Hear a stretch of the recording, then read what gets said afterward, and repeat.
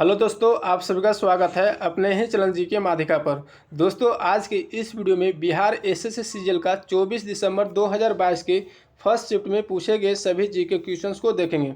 तो दोस्तों, वीडियो को लास्ट तक जरूर देखिएगा और यदि चैनल पर नए हैं तो चैनल को सब्सक्राइब जरूर कर लीजिएगा, क्योंकि दोस्तों बिहार एसएससी सीजीएल का टेस्ट सीरीज इस चैनल पर शुरू कर दिया गया है।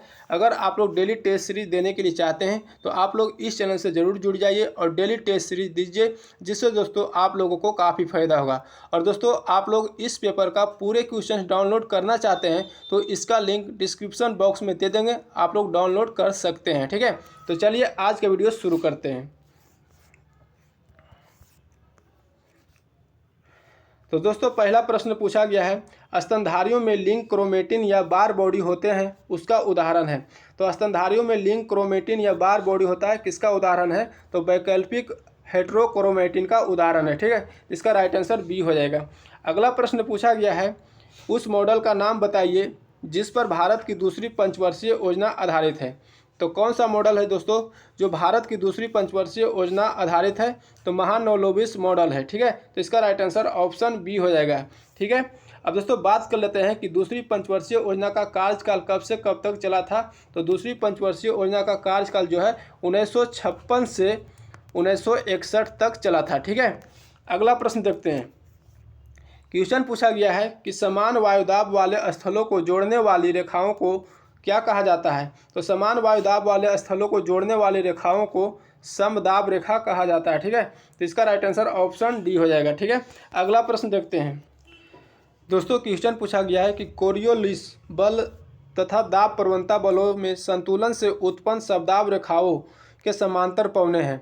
तो दोस्तों कौन से पवने हैं? तो दोस्तों कोरियोलिस बल तथा दाब प्रवणता बलों में संतुलन से उत्पन्न समदाब रेखाओं के समांतर पवने भूविक्षेपी पवने हैं। ठीक है, तो इसका राइट आंसर ऑप्शन ए हो जाएगा। अगला प्रश्न पूछा गया है कि बंगाल में पागलपंथी आंदोलन का संस्थापक नेता कौन था? तो बंगाल में पागलपंथी आंदोलन का संस्थापक नेता करमशाह था। ठीक है, तो इसका राइट आंसर ऑप्शन डी हो जाएगा। अगला प्रश्न पूछा गया है कि भारत की अंतर्राष्ट्रीय स्थलीय सीमा को कितने देश स्पर्श कर रहा है?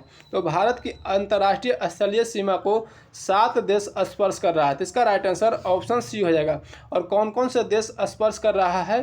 तो बांग्लादेश, चीन, पाकिस्तान, नेपाल, म्यांमार, भूटान, अफगानिस्तान है। ठीक है, अगला प्रश्न देखते हैं। क्वेश्चन पूछा गया है कि चीन की राष्ट्रीय भाषा क्या है? तो चीन की राष्ट्रीय भाषा क्या है? तो दोस्तों मंदारिन जो है चीन की राष्ट्रीय भाषा है। ठीक है, तो इसका राइट आंसर ऑप्शन डी हो जाएगा। अगला प्रश्न देखते हैं। क्वेश्चन पूछा गया है कि इंटरनेशनल बुकर प्राइज 2022 किसके द्वारा जीता गया है? तो इंटरनेशनल बुकर प्राइज 2022 किसके द्वारा जीता गया है? गीतांजलि श्री के द्वारा जीता गया है। ठीक है, तो इसका राइट आंसर ऑप्शन बी हो जाएगा। अगला प्रश्न पूछा गया है कि उत्तरी गोलार्ध में प्रति चक्रवात में पवन संचरण की दिशा होती है, क्या होती है? तो दोस्तों घड़ी की सुई के अनुदिश होती है। ठीक है, तो इसका राइट आंसर ऑप्शन डी हो जाएगा। अगला प्रश्न देखते हैं। क्वेश्चन पूछा गया कि निम्नलिखित में से बिहार का कौन सा जिला फलों का सबसे बड़ा उत्पादक है? तो बिहार का कौन सा जिला जो है फलों का सबसे बड़ा उत्पादक है? मुजफ्फरपुर है। ठीक है, तो इसका राइट आंसर ऑप्शन डी हो जाएगा। ठीक है, अगला प्रश्न देखते हैं। दोस्तों क्वेश्चन पूछा गया है कि उड्स डिस्पैच किससे संबंधित है? तो उड्स डिस्पैच जो है किससे संबंधित है? शिक्षा सुधार से संबंधित है। ठीक है, अगला प्रश्न देखते हैं। क्वेश्चन पूछा गया है कि 2024 का ओलंपिक कहाँ आयोजित होगा? तो 2024 का ओलंपिक कहाँ आयोजित होगा? पेरिस, फ्रांस में आयोजित होगा। तो इसका राइट आंसर ऑप्शन सी हो जाएगा। ठीक है, अगला प्रश्न पूछा गया है कि किस तत्व तक अष्टक का नियम लागू पाया गया है? तो किस तत्व तक अष्टक का नियम लागू पाया गया है? कैल्शियम तक। ठीक है, तो इसका राइट आंसर ऑप्शन ए हो जाएगा। अगला प्रश्न देखते हैं। दोस्तों क्वेश्चन पूछा गया कि प्रथम संशोधन अधिनियम 1951 में क्या किया गया है? तो प्रथम संशोधन अधिनियम 1951 में 9वीं अनुसूची को जोड़ा गया है। ठीक है, तो इसका राइट आंसर ऑप्शन बी हो जाएगा। अगला प्रश्न पूछा गया है कि जल के पोषक समृद्धि द्वारा झील का प्राकृतिक काल प्रभावन दर्शाने की क्रिया को क्या कहते हैं? तो दोस्तों जल के पोषण समृद्धि द्वारा झील का प्राकृतिक काल प्रभावन दर्शाने की क्रिया को सुपोषण कहते हैं। ठीक है, तो इसका राइट आंसर ऑप्शन ए हो जाएगा। अगला प्रश्न देखते हैं। क्वेश्चन पूछा गया है कि कौन सी टीम सबसे ज़्यादा आईपीएल टाइटल जीती है। तो कौन सा टीम जो है सबसे ज़्यादा आईपीएल टाइटल जीती है, मुंबई इंडियंस जीती है। ठीक है, तो इसका राइट आंसर ऑप्शन डी हो जाएगा। अगला प्रश्न पूछा गया है कि राज्यपाल एवं मंत्रिपरिषद के बीच संवाद के प्रमुख तंत्र के रूप में मुख्यमंत्री के कर्तव्य का उल्लेख है। तो किस अनुच्छेद में उल्लेख किया गया है, तो अनुच्छेद 167 में उल्लेख किया गया है। ठीक है, तो इसका राइट आंसर ऑप्शन सी हो जाएगा। ठीक है, अब दोस्तों बात कर लेते हैं कि अनुच्छेद 165 में क्या उल्लेख किया गया है। तो अनुच्छेद 165 में महाधिवक्ता को राज्यपाल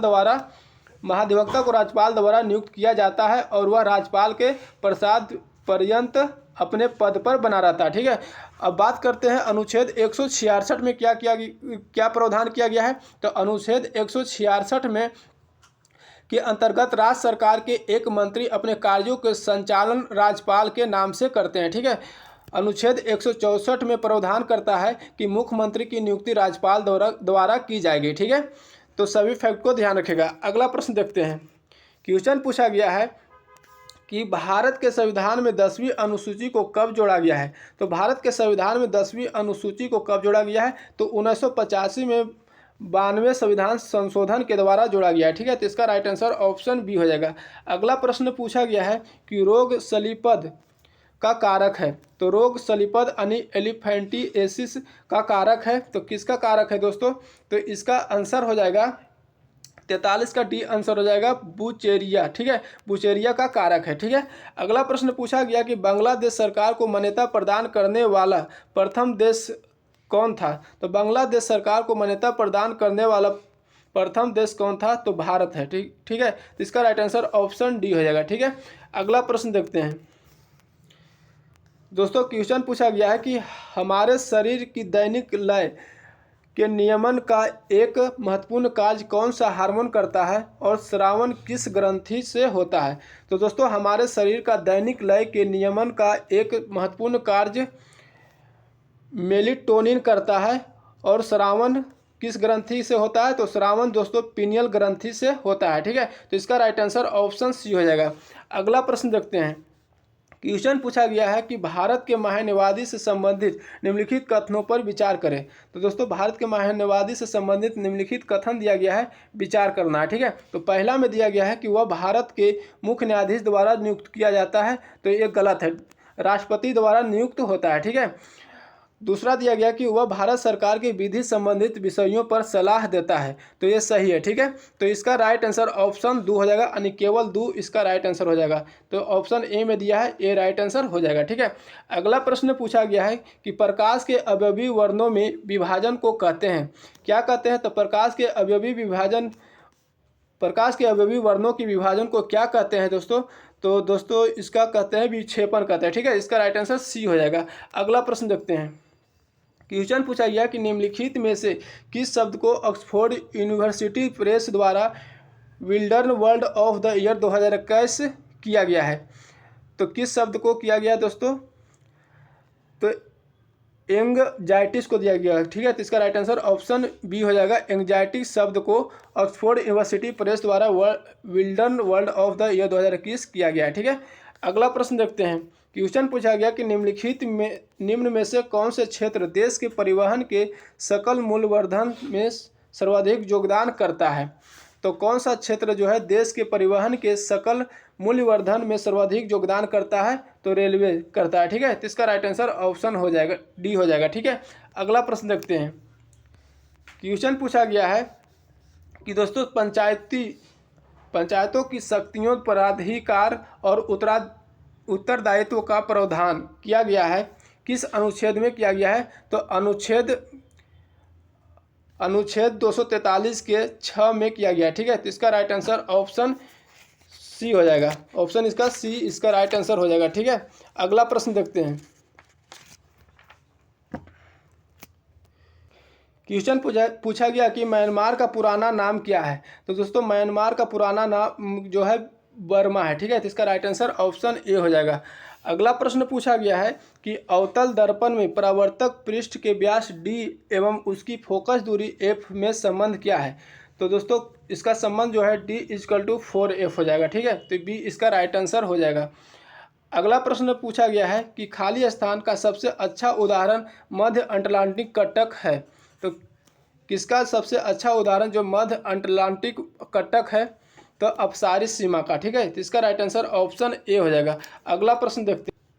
क्वेश्चन पूछा गया कि ऋषि सुनक नए प्रधानमंत्री हैं। तो कहाँ का नए प्रधानमंत्री ऋषि सुनक है, तो यूके का नए प्रधानमंत्री ऋषि सुनक है। ठीक है, तो इसका राइट आंसर ऑप्शन सी हो जाएगा। अगला प्रश्न देखते हैं।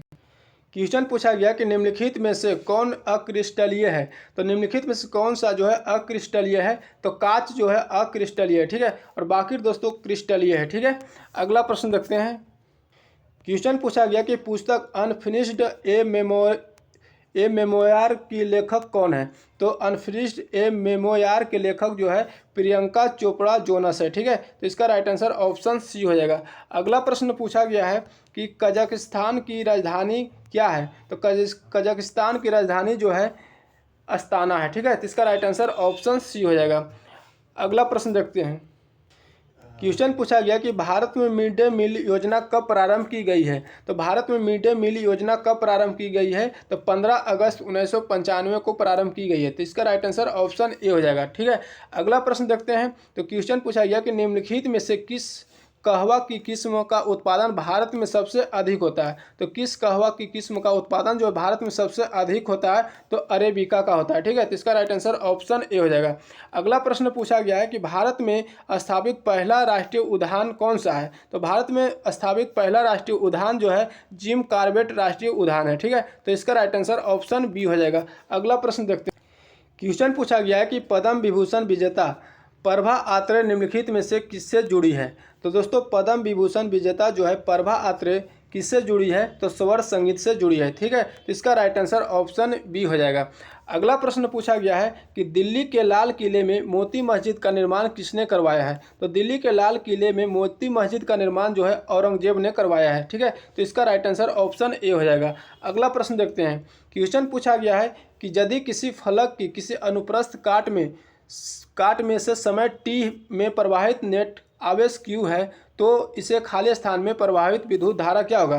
तो विद्युत धारा क्या होगा, समय दिया गया T, आवेश दिया गया Q और विद्युत धारा निकालना है। तो दोस्तों फार्मूला होता है Q=IT होता है। ठीक है, तो I= क्या हो जाएगा, I= हो जाएगा Q/T हो जाएगा। तो कौन सा ऑप्शन में दिया गया है, तो I=Q/T ऑप्शन बी में दिया है, बी राइट आंसर हो जाएगा। ठीक है, अगला प्रश्न देखते हैं। क्वेश्चन पूछा गया कि यूनेस्को द्वारा घोषित अंतर्राष्ट्रीय मातृभाषा दिवस किस तारीख को मनाया जाता है। तो दोस्तों यूनेस्को द्वारा घोषित अंतर्राष्ट्रीय मातृभाषा दिवस जो है 21 फरवरी को मनाया जाता है। तो इसका राइट आंसर ऑप्शन डी हो जाएगा। अगला प्रश्न पूछा गया है कि अमित सहाई को खाली स्थान के क्षेत्र में उनके योगदान के लिए माइकल एंड शीला हेल्ड प्राप्त हुआ है। तो दोस्तों अमित सहाई को किस क्षेत्र में उनके योगदान के लिए माइकल एंड शीला हेल्ड प्राप्त हुआ है, तो कंप्यूटर विज्ञान के क्षेत्र में। ठीक है, तो इसका राइट आंसर बी हो जाएगा। अगला प्रश्न देखते हैं। क्वेश्चन पूछा गया है कि निम्नलिखित में से कौन सा राष्ट्रीय स्वास्थ्य प्रोफाइल यानी NHP को समय समय पर प्रकाशित करने पर। तो दोस्तों केंद्रीय स्वास्थ्य खुफिया ब्यूरो जो है राष्ट्रीय स्वास्थ्य प्रोफाइल को समय समय पर प्रकाशित करने पर, तो इसका राइट आंसर ऑप्शन ए हो जाएगा। ठीक है, अगला प्रश्न देखते हैं।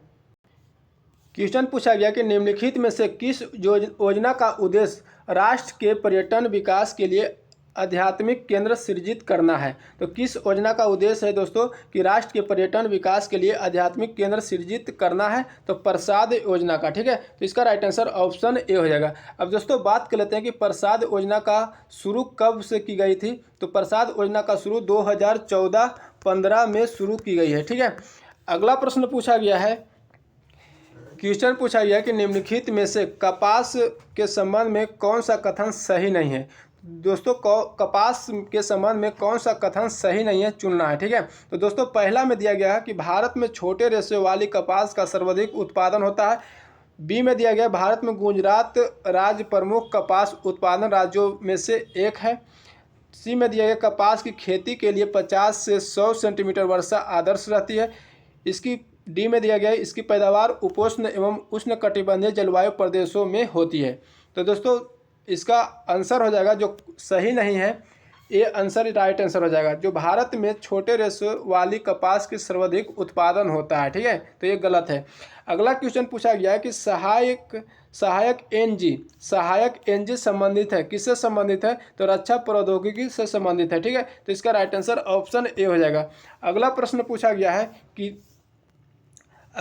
पूछा गया है नीचे दिए गए चित्र पर विचार करके सही विकल्प चयन करें, तो इसका राइट आंसर हो जाएगा दोस्तों ऑप्शन ए राइट आंसर हो जाएगा कि अग्र अभिक्रिया के सक्रियता ऊर्जा E1+E2 है और उत्पाद अभिकारक से कम अस्थायी है, ठीक है।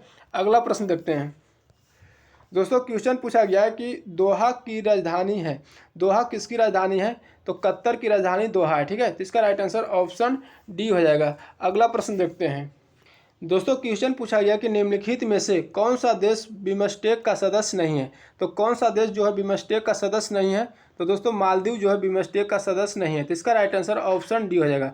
अब दोस्तों बात कर लेते हैं कि बिमस्टेक की स्थापना कब किया गया था, तो इसका स्थापना 1997 में किया गया था और इसका मुख्यालय ढाका में है, ठीक है। अब दोस्तों बिमस्टेक में कितने सदस्य देश है, तो 7 सदस्य देश है और कौन कौन से हैं, तो भारत, बांग्लादेश, नेपाल, म्यांमार, श्रीलंका, भूटान और थाईलैंड है, ठीक है, तो सभी को ध्यान रखिएगा। अगला प्रश्न देखते हैं।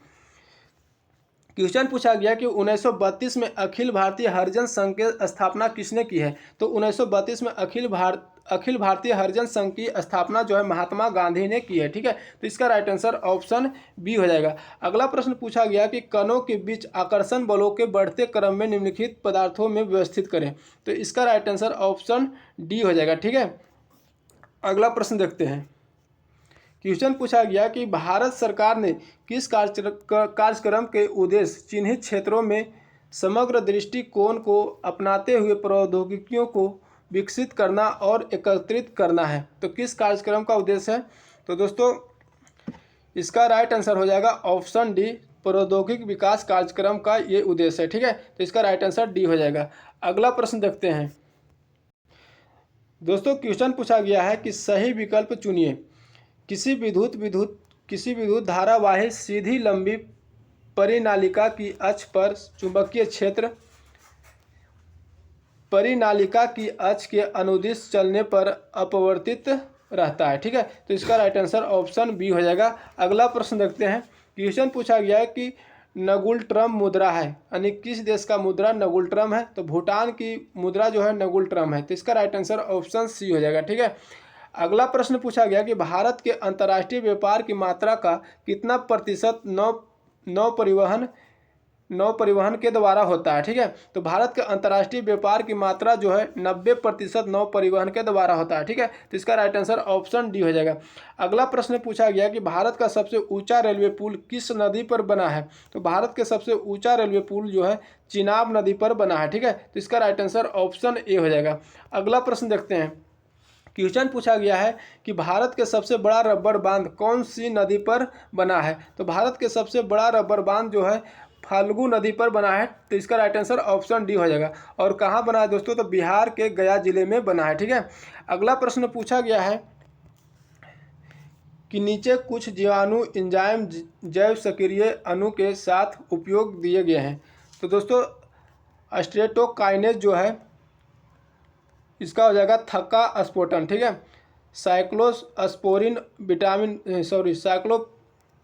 ए हो जाएगा, इसका चौथा हो जाएगा, ठीक है। 4 नंबर हो जाएगा प्रतिरक्षा निरोधक।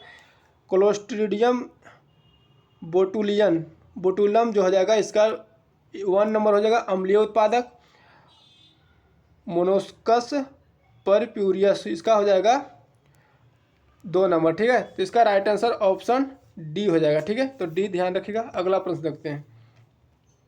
क्वेश्चन पूछा गया कि महारानी एलिजाबेथ द्वितीय जिनका हाल ही में निधन हुआ कितने वर्ष तक शासक किया, तो महारानी एलिजाबेथ द्वितीय जिनका हाल ही में निधन हुआ और दोस्तों 70 साल शासन किया, ठीक है, तो इसका राइट आंसर ऑप्शन सी हो जाएगा। अगला प्रश्न देखते हैं।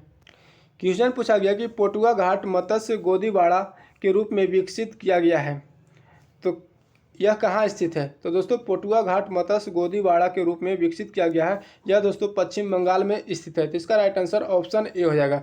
अगला प्रश्न पूछा गया है कि निम्नलिखित कथनों पर विचार करें। तो दोस्तों पहला दिया गया है कि भारतीय राष्ट्रीय कांग्रेस के प्रथम अध्यक्ष एनी बेसेंट थी, ठीक है, तो ये सही है।